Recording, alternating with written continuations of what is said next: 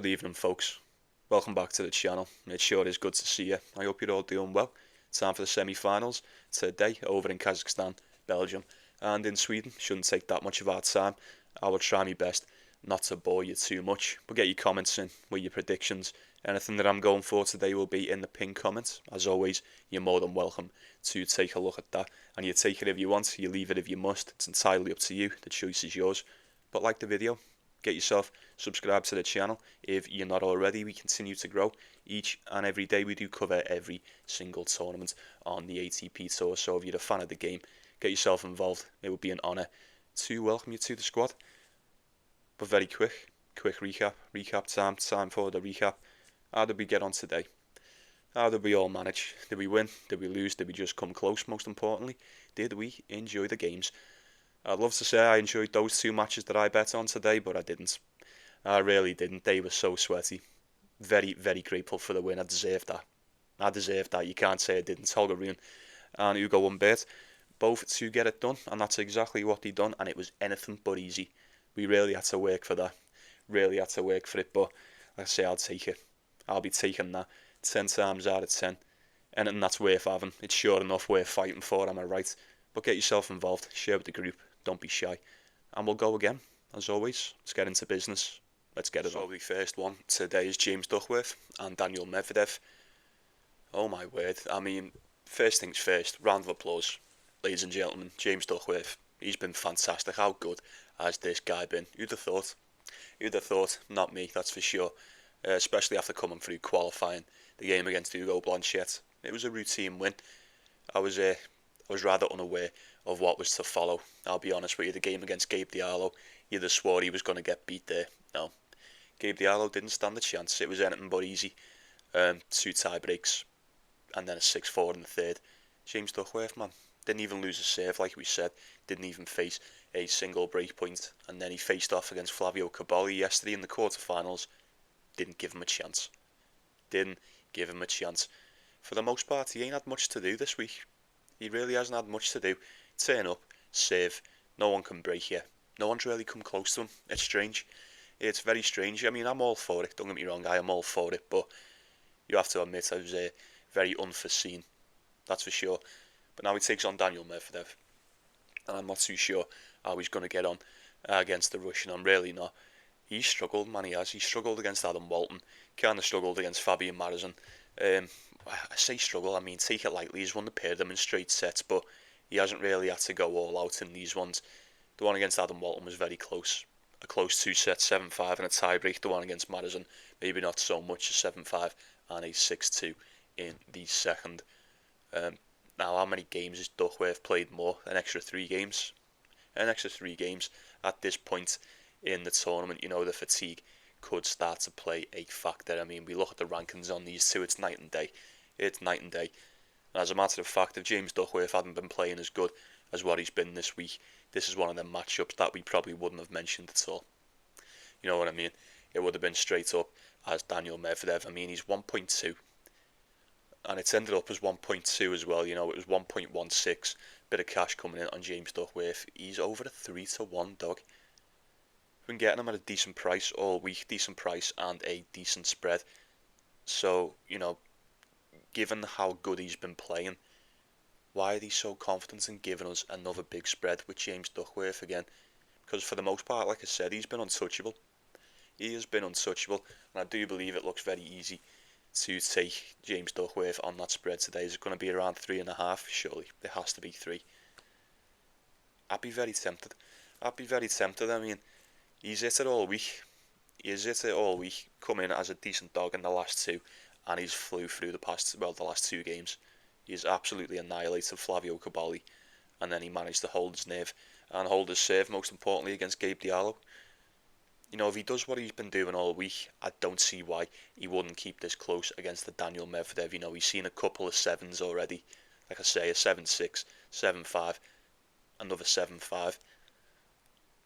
It just, that 3.5's dicey in it. Because if Daniel Medvedev is going to break him, and I think it's safe to assume he probably will, if he's going to win this in straight sets as well, if it falls apart at the end and you do get, let's say, a 7-5, how's James Duckworth going to hold up in that second set. I mean, semi-finals, I imagine he'll be very inspired to go further, but does he really need to go further? I think this is as far as we've seen him go all year.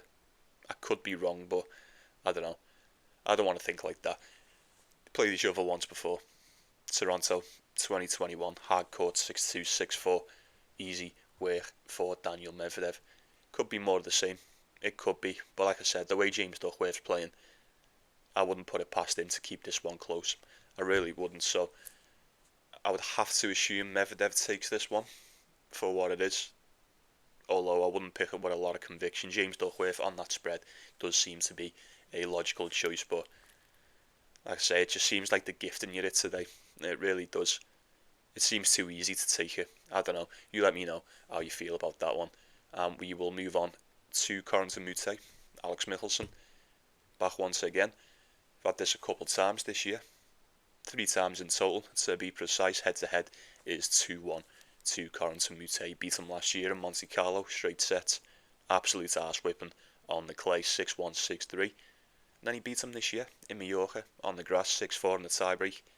Most recently, Alex Michelsen did beat him in the Cincinnati Masters, and it was anything but easy. He did drop that first set. That's a Moutet comeback, 6-3, 6-4 in the second and third.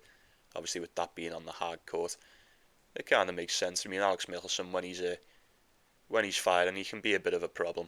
I'm not going to say he's dependent on that first serve, but he's very first serve heavy. Very first serve heavy, that's right. Corentin Moutet, not so much. Bit of a contrast in styles, it always is when you're playing Corentin Moutet, and you know what you're going to get. Providing he can execute it, he is going to be a tough time for anyone. Now, from what we've had this week, I don't want to take anything away from either one. I don't suppose I can, but up until the quarterfinals, I haven't really been convinced with the draw of either one. Bebet, Alexander Vukic, and then Mochizuki. The game against Mochizuki was a decent one. That was his toughest task, but Alexander Vukic has been the highest ranked opponent for Alex Michelsen. That's not really saying much. And as for Corentin Moutet, Bernard Tomic, Alexander Shevchenko, and then, like I said, most recent one was probably the most impressive against Jan-Lennard Struff. Now, he hasn't dropped a set. He's looked somewhat untouchable as well. His game is really firing over in Kazakhstan. I'd have to go with Corentin Moutet. Regardless of, of what that head-to-head would suggest, with that recent hard court win, I think things may be a little bit different. I've been a bit more convinced with that of Corentin Moutet today. You don't really need me to go on about this one too much. Like I say, it's always a complete contrast of styles. Do I think Alex Michelsen's going to come out, and Michelsen would have to come out and put in near perfect service games throughout the majority of this match to take on Corentin Moutet? And I'm not saying he's not capable of doing it, but I do think it's a big ask, because it's inevitable you'll get dips. More often than not, you get dips in these games. And if Alex Michelsen does take a bit of a dip, I imagine Corentin Moutet, the way he's been playing, he will be most definitely taking advantage of that. Given what he done against Struff, he managed to stifle the serve. You can stifle the serve of Jan-Lennard Struff. You can deal with the power of Jan-Lennard Struff. I would imagine you can deal with Alex Michelsen more or less the same. Now, you probably get a bit more. He's a bit more nimble. You get a bit more movement out of this guy from the other side of the net as opposed to a Jan-Lennard Struff. But like I say, the power, the serve, it all checks out for me. If you can get a grip of that on Struff, you should be able to get a grip of Alex Michelsen. Corentin Moutet is a slight favourite in this one, and I would be leaning with him very, very slightly. Take him for the set as a nice parlay piece. Can't see Michelsen doing him in 2 today. Absolutely not. Over in Belgium is Mpetshi Perricard. He's taking on Lehecka. Should be an interesting game. Interesting clash of styles in this one. Oh, Gio, what am I to do with you? You just can't write it with this guy. You just can't write it. It appears to me that once again, he has just turned up when he's decided he wants to, and he's just beating everyone, like we all know he can. When he's playing like this, it doesn't look that flashy. It really doesn't. He's too big. He's too strong. You can't do anything against the service power of Mpetshi Perricard. And if you can't do nothing against the service games, like I always say, when he's on form like this, more often than not, you just break yourself. You break yourself. There's nothing you can do. It seems that Emil Ruusuvuori was his toughest task so far. He struggled more against Ruusuvuori than what he did against Basilashvili. Okay, Basilashvili pulled out. But even Lorenzo Musetti didn't even test him. Didn't even come close, really, did it? Smooth sailing for Gio in that one. Gotta give it to him. Gotta give it to him. We're not surprised. We're not surprised. All season we've been waiting for something like this. We know what he can do. You don't need me to tell you. Yuri Lehecka, I would imagine he's going to be, if anything, more or less the same as Lorenzo Musetti. I do believe he's got a few more tools in the bag compared to Lorenzo Musetti when we were talking about hardcore tennis. I think Lehecka's looked alright as well, for the most part. Not a lot to write home about, not a lot to go off, that's for sure. Beat the home dog, the lad from Belgium, in the first round. And then the game against Benjamin Bonzi. I thought Benjamin Bonzi he was hanging in there. He was doing very well in that first set. Managed to take it in that tiebreaker, but then whatever happened. He clearly got injured. He couldn't play. Barely won a game since winning that first set, and he had to retire in the third. So who knows how that would have went, providing everything was alright with Bonzi. We know what Benjamin Bonzi's like, even if he was perfectly fine. Are you surprised he's won the first set and then dropped the second one 6-1? No. That is just classic Benjamin Bonzi. You never really know what's going on with that guy. So how much weight it holds to me, I'm not too sure. I'll be honest with you, I'm not too sure. I am seeing Yuri Lehecka around 1.5, 1.55. I'm not saying I agree with it, but I'm kind of not saying I disagree with it either. I understand that he's going to be a favourite. Like I say, if we forget what we've seen from Gio so far and what we've been saying all year, most importantly, it's just all dependent on the serve. It's all dependent on the serve and whether it's going to work. And providing it does work, I don't see why Yuri Lehecka would be any exception to the service power of Gio and Mpetshi Perricard. I really don't. There's not a lot anyone can do. It doesn't really matter who you are. And let's be honest, I know it is the hard court. You've got to take this lightly. I do think Lehecka is a lot more lethal on the surface than the likes of a Lorenzo Musetti, but if you're taking out a player of the class of Lorenzo Musetti, I'd fancy you to have at least a very good fucking go against Yuri Lehecka. These have played each other once before, back in 2022 on the clay. Very close game to Lehecka. Doesn't really mean much for us in this one today. If you look at the records, both of them 3-1 indoors for Lehecka, 3-0 for Gio, 12-13 on the hard court compared to 22-10. So Yuri Lehecka is just better. He is a better player. The only thing that he doesn't do as good is that serve, and he just doesn't blast the shit out of the ball quite as hard as Gio. Like, Lehecka can hit with the best of them, he really can, but not many can hit through this guy. You can't. And like I say, you can't even see them saves going in on the TV, so I don't know how they try and spot them on the other side of the court. I really don't. I don't think Gio is that bad of a shout. I don't. 2.5. While he's playing like this, it's well worth a punt. Well worth a punt on the over anyway. I do think Lehecka will be his toughest task to date, but I wouldn't be that surprised if Gio just turns up and overpowers him.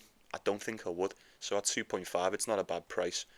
If you want to go for Yuri Lehecka, be my guest.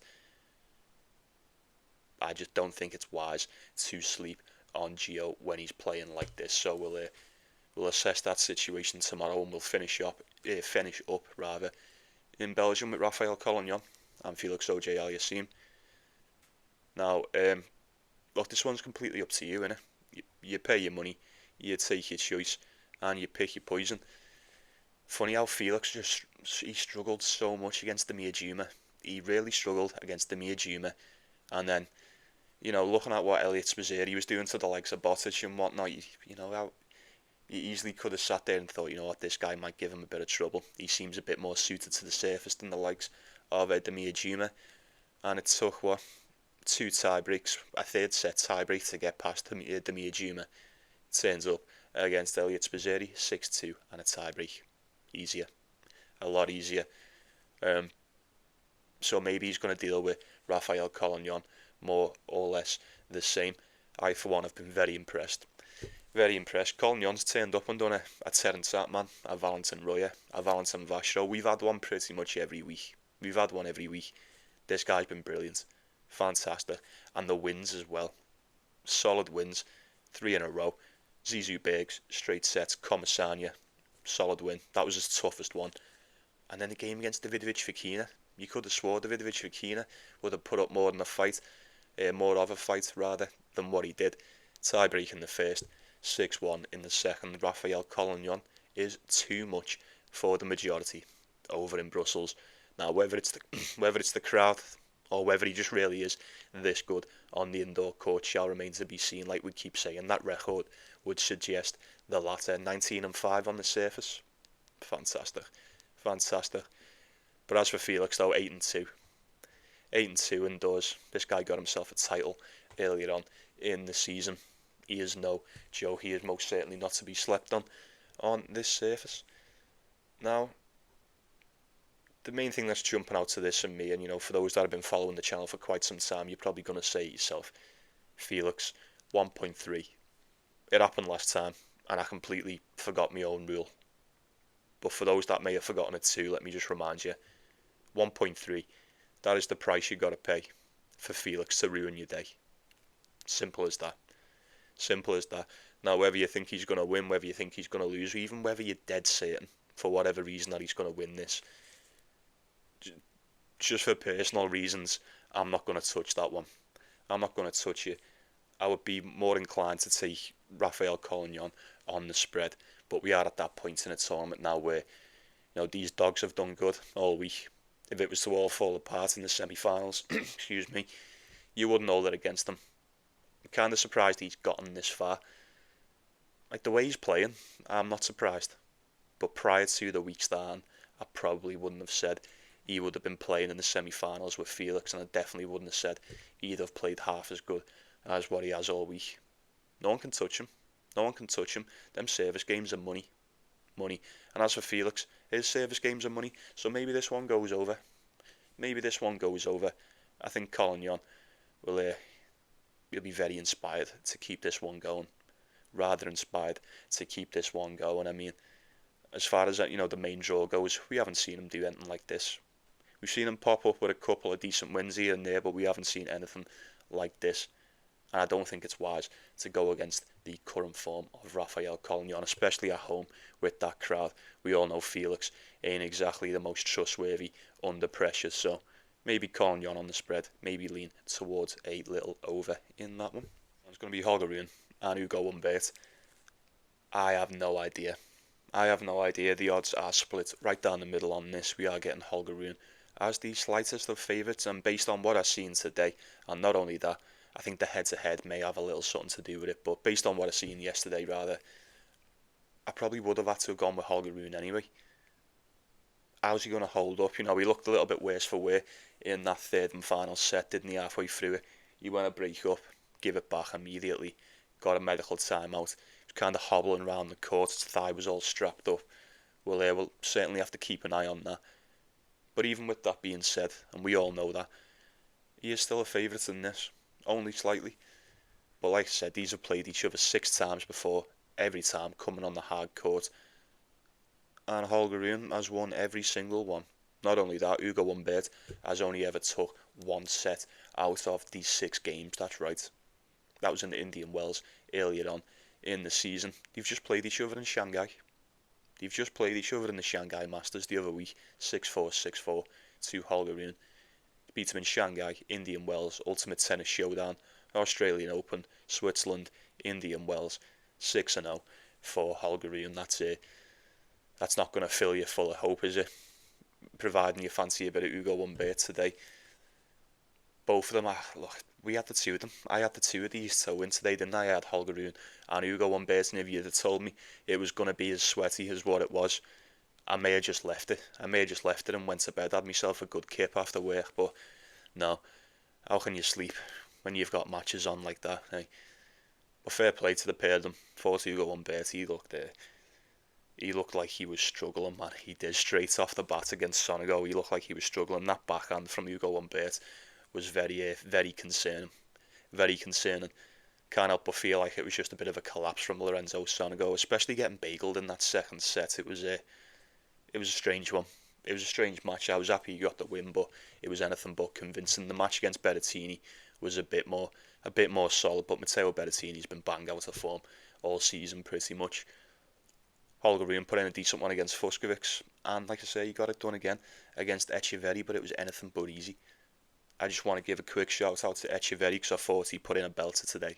He played very, very good for the most part.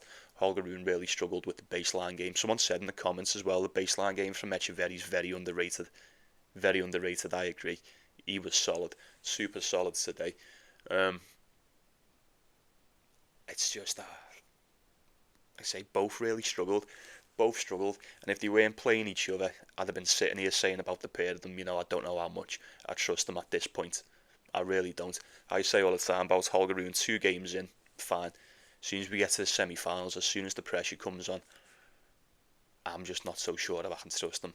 In a spot like this, there's quite a bit of cash coming in on Hugo Humbert. It's somewhat split down the middle. I imagine Hugo Humbert might end up as a slight favourite in this. Ever since he had that wrist injury, he's been dicey, man. These games have been so ropey from Hugo Humbert. You never really know how it's going to go. Never really looks in control. He's a fantastic player, and like we've said, when it comes to indoor tennis, I believe he's one of the best on the tour. I really do. I genuinely believe that. But he can't do shit against Holger Rune, man. He's tried 6 times and he failed every single time. These head-to-heads at this level, they do mean something. 6-0. You're playing against that as well. Before you've even served the ball, you already know this guy fucking does me every time. And as soon as it starts to go a bit pear-shaped, I imagine Hugo Humbert, he's definitely the type of guy to think, you know what, here we go again. Here we go again. What am I to do against this? I'm not too sure. Like I say, he's played them twice this year. Hard courts as well.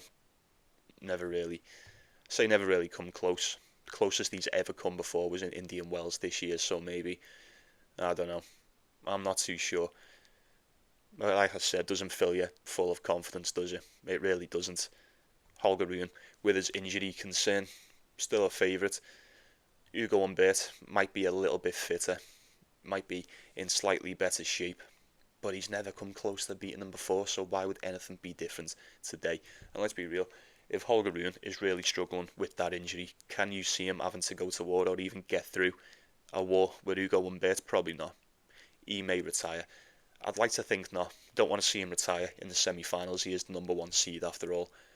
I would have lent ever so slightly with Holger Rune if he hadn't got injured in that 3rd set. Like I say, maybe I'm overthinking it. Maybe he'll turn up today against Hugo Humbert and he'll look fantastic and it won't mean shit. But there is quite a lot of doubt coming in on the Frenchman. I just thought I'd let you know that. I do believe he is a better indoor player than Holger Rune. Maybe not by much, only just slightly, but he's proven a bit more to me over the seasons, that's for sure. Maybe lean towards an over. Maybe this will be one where neither one can decide what's going to happen. You don't decide what's going to win. Maybe the two of them will turn up and look 10 times better than what they did. For the most part, Holger Rune looked really good. Dropped that tiebreaker. Turned it on after that. It was only until he had the medical timeout he looked a little bit fucked. But Hugo Humbert, like I said, straight off the bat, he looked dicey. He looked rather untrustworthy in that 1st set. So, slightly towards Holger Rune, providing he's fit. But I don't think I could bet it. I don't think I could bet it because it's apparent to us that he is dealing with an injury. So maybe it's not wise to fuck with that one. Maybe we just leave it where it lies and just leave it as it stands. And there's one more, but it's still playing now. So El Shapo, I imagine he's about to beat Aliassime. That's all but finished at the moment, and he's going to be playing Ruud, I think. There's no odds. There's no odds for it or whatever. I don't know who I'd want to win. I love the pair of them, I do. Kind of said Ruud would beat Sebastian Korda. I'm not surprised there. El Shapo getting me some redemption against Aliassime. Doesn't really mean that much to me either. I wish I had some odds. And we'd talk about this one a little bit more, but I've actually got to go to work, folks. I've got like 15 minutes to get me cab up to work. So I'm going to have to love you and leave you. But it's always a pleasure. Very well, folks, that shall do us once again. Another day in the bag. Appreciate you stopping by. Thanks for watching the show. Like and subscribe before you go, and I'd appreciate that too. But you take it easy. You take care of yourselves. Take care of one another. Make sure you let me know what you're going for. Get yourself involved. Anything I'm taking will be in that pinned comment. You all should know that by now. But I wish you the best of luck with your day, however you decide to go about your business. Have yourself a good one. Enjoy the matches. See you tomorrow.